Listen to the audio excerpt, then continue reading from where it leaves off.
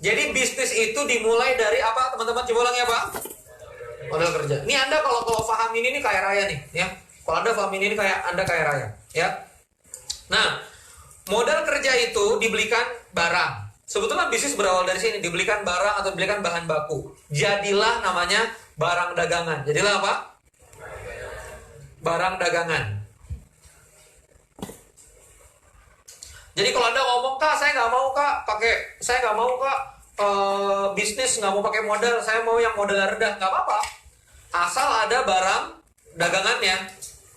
Gimana caranya? Ya orang nitipin ke Anda gitu loh, orang ngasih pinjam ke Anda barang, nggak perlu Anda modal gitu, itu bisa.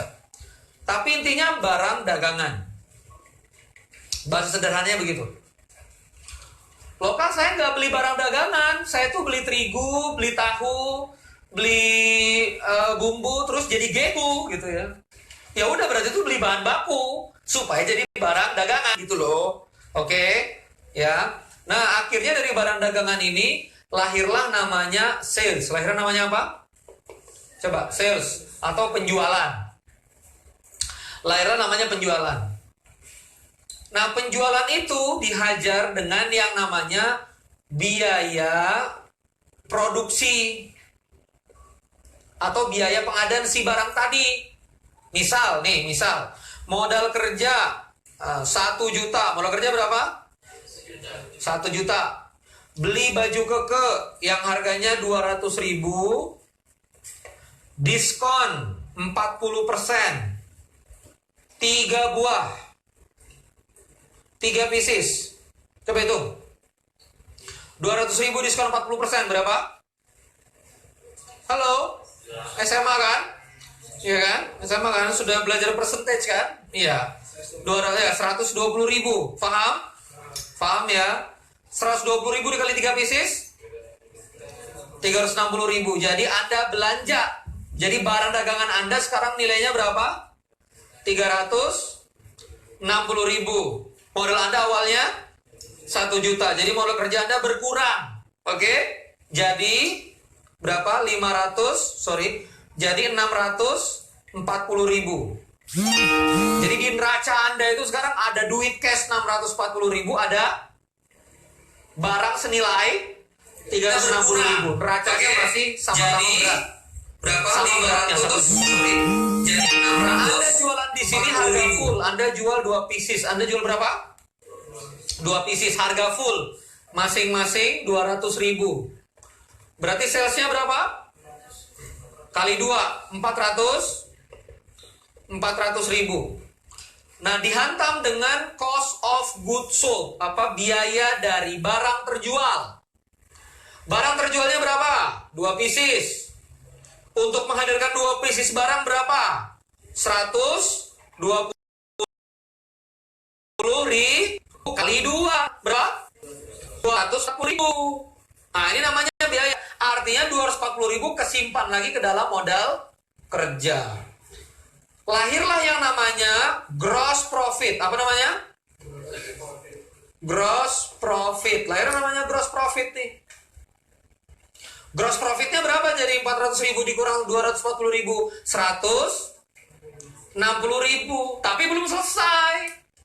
Dihajar lagi sama namanya operation, OPS. Sewa tempat, transportasi, gaji kamu. Jadi owner itu bisnis itu digaji.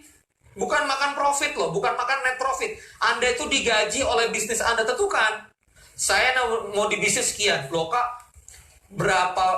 maksudnya berapa gaji saya Kak kalau misalnya gross profitnya cuma 160.000? Ya kan Anda sebulan gak cuma jual 2 pieces. Halo? Emang Anda sebulan jual 2 pieces banget? Males banget sih. Tempe bener. Nah, jadi Anda jualannya berapa? Banyak kan jualannya kan?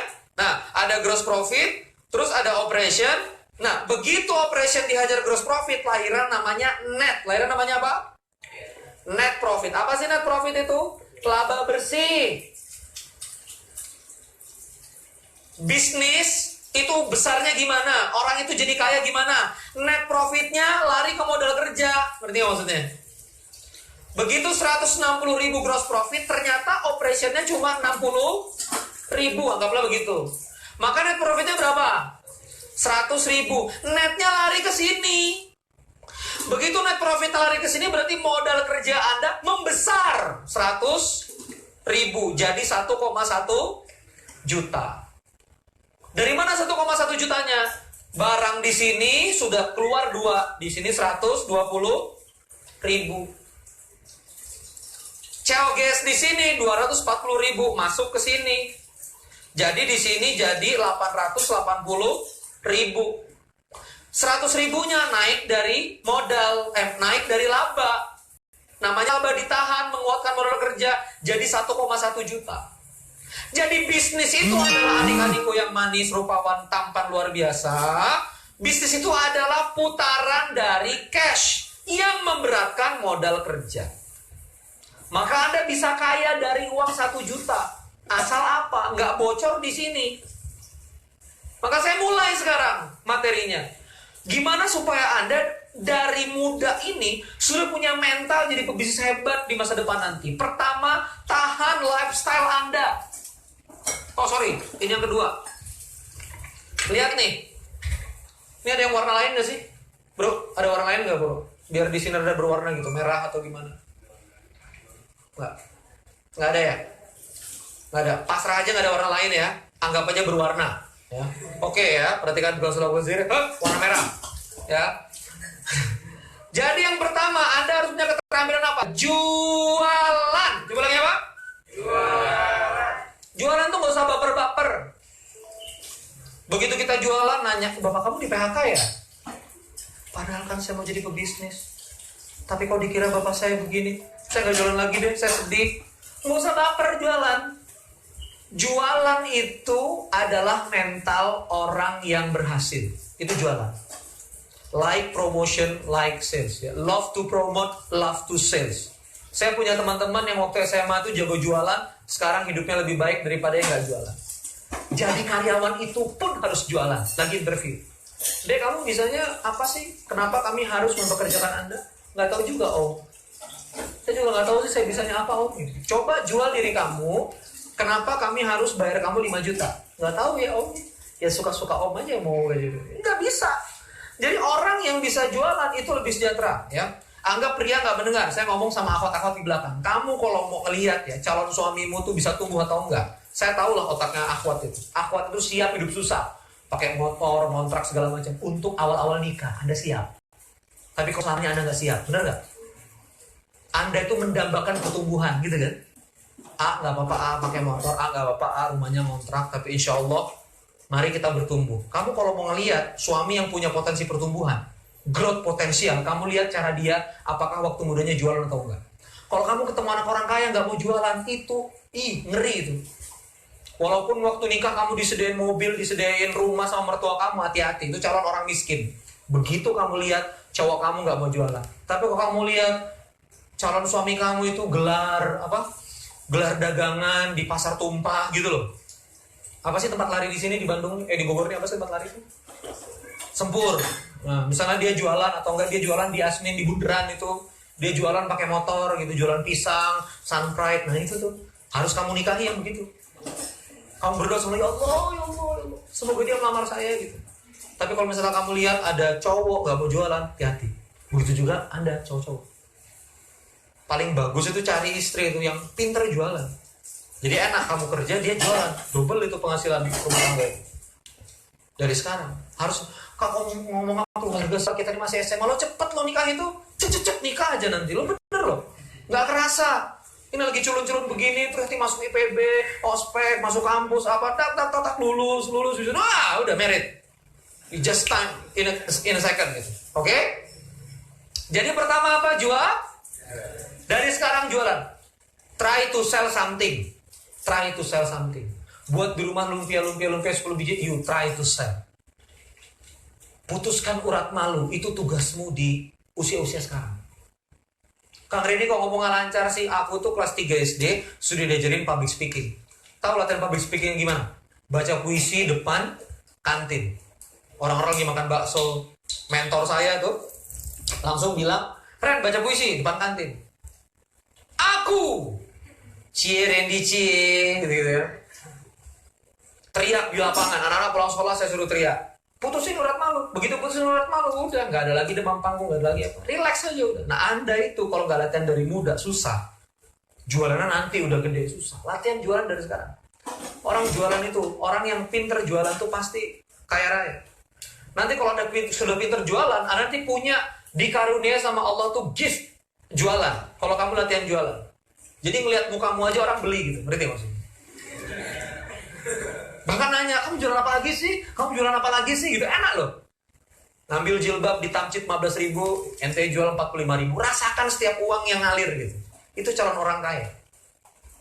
Jadi latihannya apa? Harus terampil apa? Jualan. Lu tanya sama teman-teman, pakai jilbab gitu. Ini kan mancing, ini bagus jilbab baru. Iya di Tamrin City, jauh nek Tamrin City gitu. Ya udah mau nitip. Beginian berapa? Ya 35, 40. Udah catat aja. Ente kalau ngambil kodian itu 40 biji itu dapat 15.000, 16.000 jilbab. Jual. Margin. Lumayan. Hai 400.000, 500.000. Ya kan? Ketimbang manyun gitu. Uangnya bisa duluan DP. Ke DP deh 20.000 modal DP. Ngerti maksudnya? Ente beliin. So simple. Oke, apa namanya? Jualan. Oke, sama-sama. Kang Randy, coba ulangi. Hari ini saya berjanji untuk gak malu lagi jualan. Walaupun aku anak orang kaya, aku gak peduli. Mulai besok saya akan jualan. Oke, tepuk tangan. OLX tahu OLX? OLX tahu? Jual barang bekas, COD, cash on delivery, you know? Jadi uangnya ketemuan baru foto aja. Apa yang nggak dipakai di rumah sepeda foto cek OLX. Try to sell something. Right here, right now. Dari sekarang, saat ini juga. Yang kedua, menjaga lifestyle. Coba lagi. Menjaga lifestyle. Anda harus bedakan ya.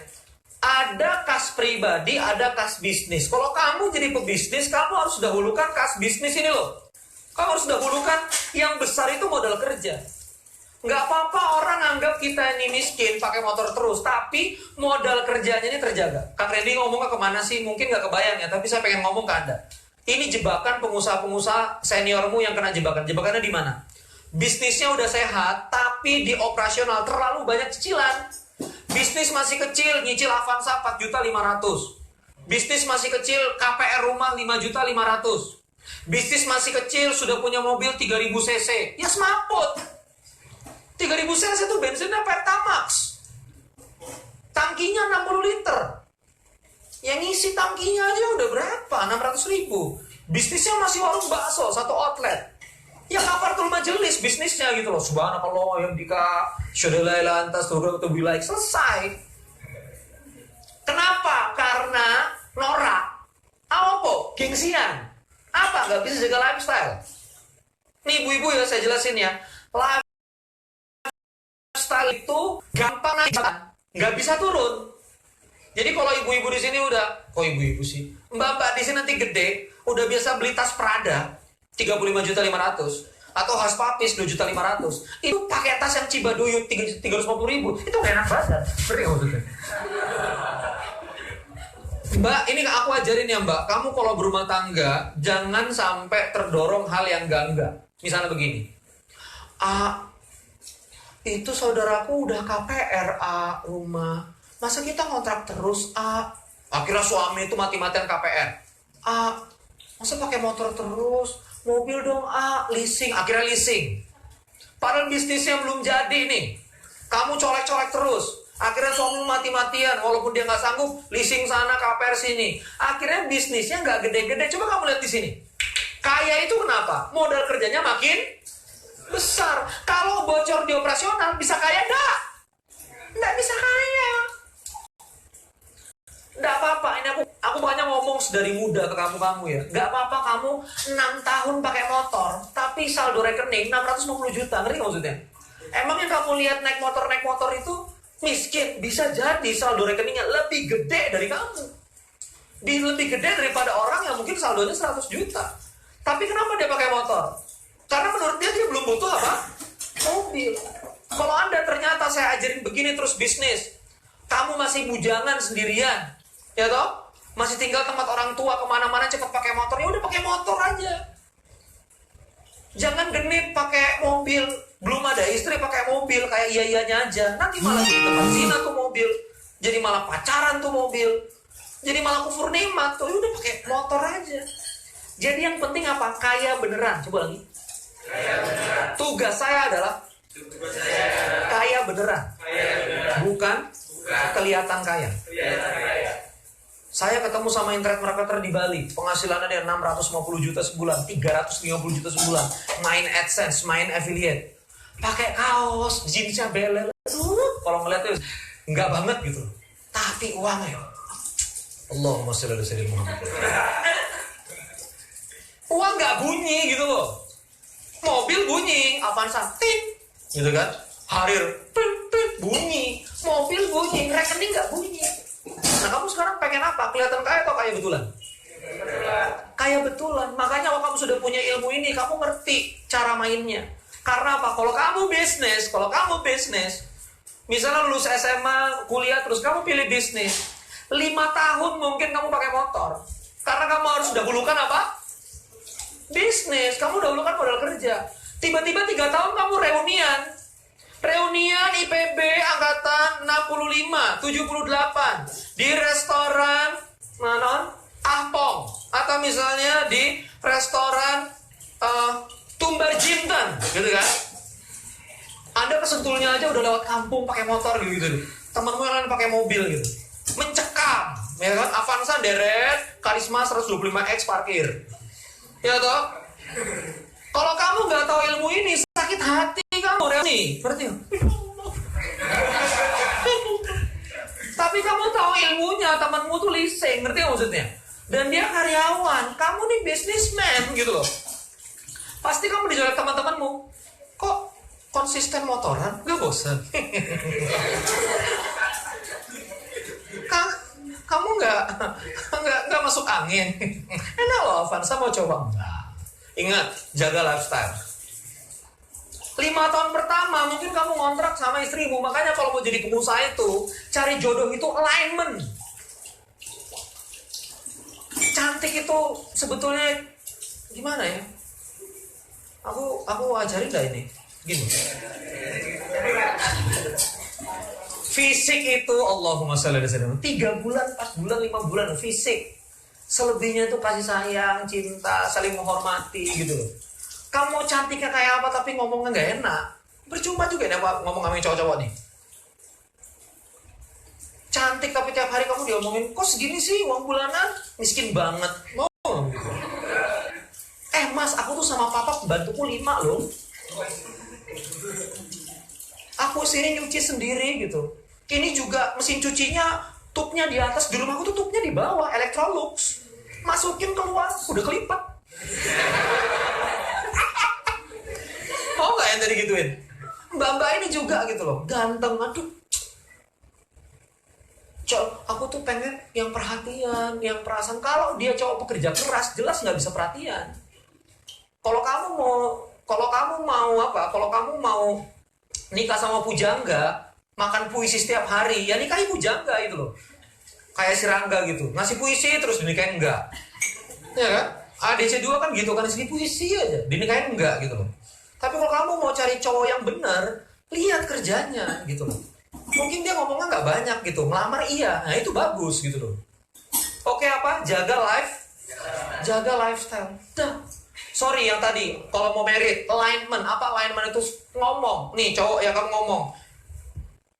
Yang Neng gini, kita merit, tapi udah jelas nih 10 tahun kita pasti ngontrak. Kamu siap nggak? Karena aku nggak mau bisnisku kebebanan KPR. Oh ya nggak apa-apa, gimana AA? You confirm sama calon mertua.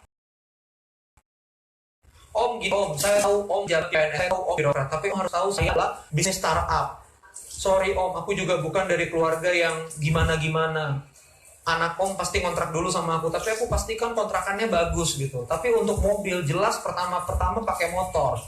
Kalau Om mau anak Om pakai mobil, ya mobil Om kasih ke saya. Fair. Saya udah nggak jelas, saya nggak pakai mobil mungkin 7-6 tahun lagi gitu Om. Please. Kalaupun pakai mobil, saya tahu mobil Om BMW, mobil Om Innova baru. Paling kalau saya pakai mobil, saya beli mobil second Om, Kijang kotak tahun 86. Seumuran sama ipar gitu kan. Jadi kamu tuh alignment gitu loh. Jangan nikah aja tuh berantakan jadinya. Jaga lifestyle. Begitu punya anak bisa pakai popok kain. Jangan pakai mami pokok. Mami pokok tuh kalau misal anakmu 3, sebulan 2,5 juta. Aku udah ngerasain. Dan dari mami pokok ke popok kain itu gak bisa, susah nuruninnya. Ya kan? Gimana ini? Ngerti gak maksudnya nih? Dan dari sekarang itu dilatih. Coba, getting money, keeping money. Coba ulangi. Yang di sini namanya getting money. Yang di sini namanya keeping money. Oke ya, berarti sudah dapat berapa ilmu nih kita? Dua ilmu, 10-4-4, 2 ilmu. Jadi harus fokus jualan dan harus latihan untuk jaga uang. Yang ketiga, rotasi ini adalah rotasi sistem. Rotasi apa? Sistem. Modal kerja belanja barang jadi dagangan ada biaya jadi profit terbelanjakan dan seterusnya. Waktu bisnis kamu kecil, you can do all these things by yourself, alone. Once more, kamu bisa melakukan ini semuanya sendirian, by yourself, without someone else. Ya, kalau masih jualan 2 pieces, 30 pieces, 40 pieces bisa packing sendiri, gitu kan? JNE sendiri, kamu bisa lakukan itu. Tapi kalau misalnya sudah barang kamu, unit kamu 10.000, kamu packing pakai tangan kamu sendiri, putus tangan kamu, ngerti? Oke? So you need other people to help you doing business. Kamu harus butuh orang lain untuk jalanin bisnis kamu. Berarti nanti bisnis itu bentuknya adalah organisasi. Ada leader, ada department, ada hubungan antar orang, ada manajemen, ada seni gimana ngajak orang untuk mengerjakan apa yang kita mau. Ada seni gimana ngajak orang untuk ke visi yang kita mau capai. Ada rapat di mana Anda harus explain something. Makanya kalau orang nanya, Kang Randy kamu DO dari ITB, aku DO dari ITB tak pakai lulusan Masjid Salman. Saya banyak menghabiskan waktu di Masjid Salman. Kang Randy pertama kali masuk Magangers, Departemen Kaderisasi Keluarga Mahasiswa Islam ITB. Tahun kedua staf kaderisasi keluarga mahasiswa Islam ITB, ketua penerimaan mahasiswa Muslim. Terus saya megang ada sekitar 3 kepanitiaan project. Tahun ketiga, ketua departemen kaderisasi Gamais ITB, anggota majelis syuro Gamais ITB, sekretaris jenderal Gamais ITB, tim trainer FSLDK Nasional Gamais ITB khusus ekonomi dan pengembangan sumber daya manusia, dan tim pelatih reseller akhwat Gamais ITB. Nah, gitu. Jadi Gamais ITB itu punya reseller akhwat 30 orang yang latih saya. Tahun keempat, ketua majelis syuro Gamais ITB, Gus Dur.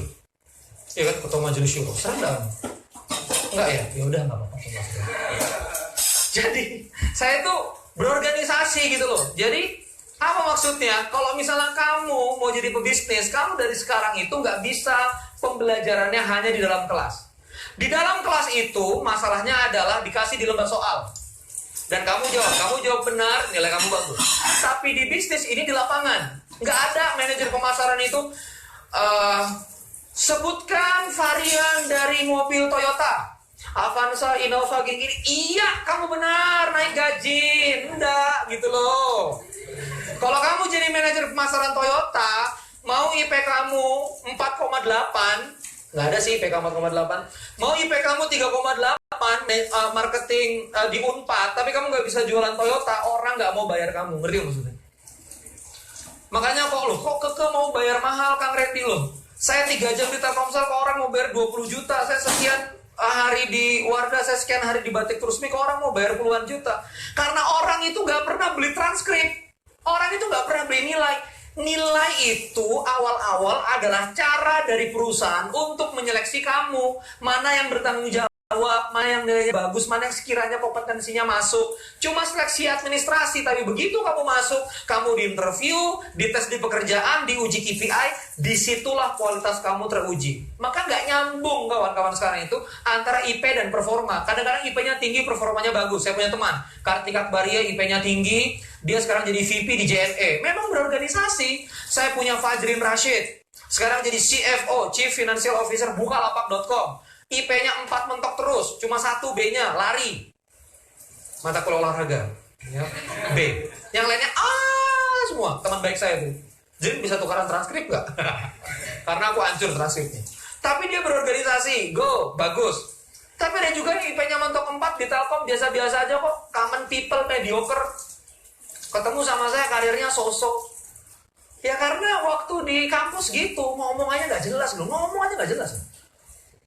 Trying talk about something gitu, present dia nggak mau, dia menikmati belajar, akhirnya udah susah. Kamu di manajemen gitu kan, Pak, saya punya ide, Pak, gimana supaya penjualan naik? Oke, ungkapkan, tapi aku susah menjelaskan. Ini nggak bisa. Kalau kamu di rapat tuh talk to someone. Kalau kamu di rapat mau pinternya kayak apa, kalau kamu nggak bagus komunikasi, kamu nggak perform. Pinter, IP sampai mentok 4,5, tapi ngomong sama orang nggak bisa, tiba-tiba diem aja. Loh, ini kok nggak dikonfirm? Iya, belum saya confirm. Loh, gimana? Mau IP kamu 4,8 setinggi langit, kalau kamu nggak bisa communication, wafat. Jadi you dari muda sekarang mesti ngimbangin nih otak nih.